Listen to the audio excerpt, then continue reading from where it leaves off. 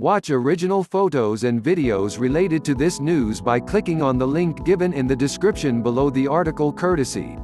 Please subscribe our YouTube channel Listen News here. If you like the video, please like, comment and share the video. A lot of people want Jameis Winston to be the Pittsburgh Steelers' backup quarterback. None of those people runs the Steelers. ESPN talking heads Dan Orlovsky and Marcus Spears lead the campaign, joined by Chris Sims at NBC Sports. Winston would benefit learning under Mike Tomlin and watching Ben Roethlisberger, then become the starter when Roethlisberger retires. Winston surely would be helped by that scenario. The first overall pick in the 2015 draft, Winston needs a career reset after throwing 30 interceptions with Tampa Bay last year. Mostly, Winston needs a job. But how does that help the Steelers?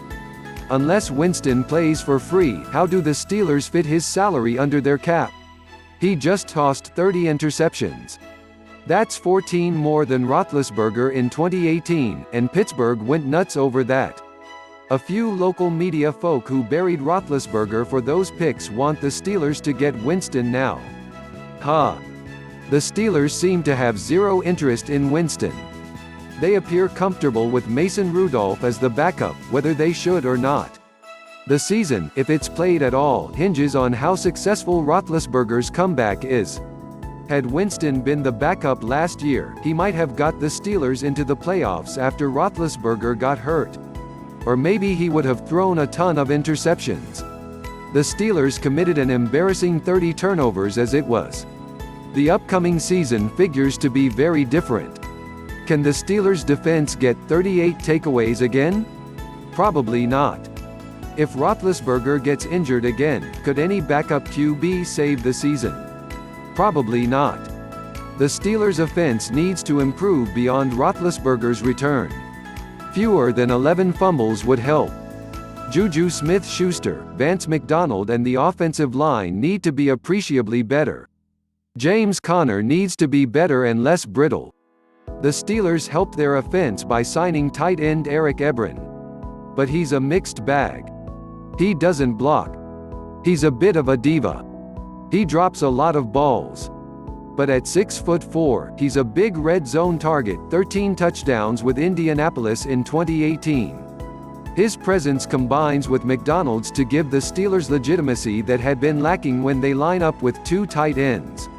Inking guard, center Stefan Wisniewski raises intriguing questions.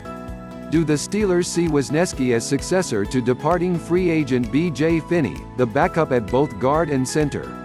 Wisniewski has been a starter at both. Or do they see Wisniewski as successor to retired starter Ramon Foster at left guard? Wisniewski started for Kansas City in last year's playoffs, including the Super Bowl. He must have done okay. The Chiefs won the championship. Wisniewski also started for Philadelphia when the Eagles won the Super Bowl in 2018. The Steelers' other option is Chuks Okorafor. Okorafor has mostly played tackle but might be moved to left guard. Or right tackle Matt Feiler might be moved to left guard, with Okorafor being installed in Feiler's old spot. But Feiler was very good at right tackle. Why switch him? The Steelers reportedly like Okorafor. But if that's true, why was he inactive for 15 games last season? The guy who played in and won the Super Bowl should be preferred to the healthy scratch. That's an absolute no-brainer. Start Wisniewski at left guard. But here's betting it doesn't turn out that way.